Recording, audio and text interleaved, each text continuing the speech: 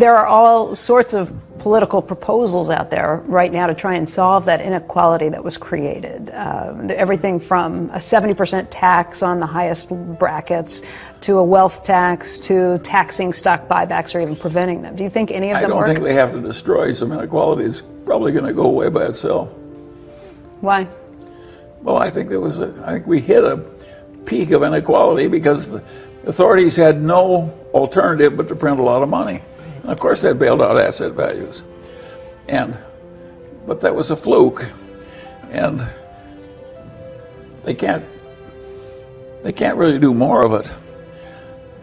They've played that game once as much as they really can, and so I don't think people who are worried about inequality should worry too much about a lot more of it from a lot more interest rate lowering.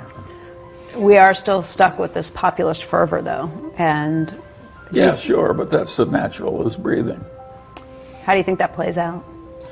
Well, I don't know. So far, it's played out in waves. Mm-hmm. Sometimes the Democrats are in, and sometimes the Republicans. In my lifetime, the country has run better net because we had two parties, each of which was partly in control. If either party had been totally in control of all branches of the government, I think we would be way worse off today. You think there's room for a third I political party? By going back and forth with a lot of political tension, I think we got about the right amount of social safety net. It would have been evil not to have as much, and we probably couldn't afford a lot more.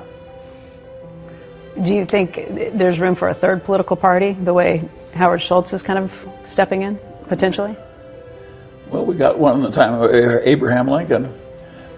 It took a civil war to create it, but I think it's unlikely that we have. The last time we got a third-party movement, it just elected one of the two parties who otherwise would not have been elected. You mean Ross Perot? Or are you going back? Yes, I mean Ross Perot. Yeah. Ross Perot elected the Republicans that year.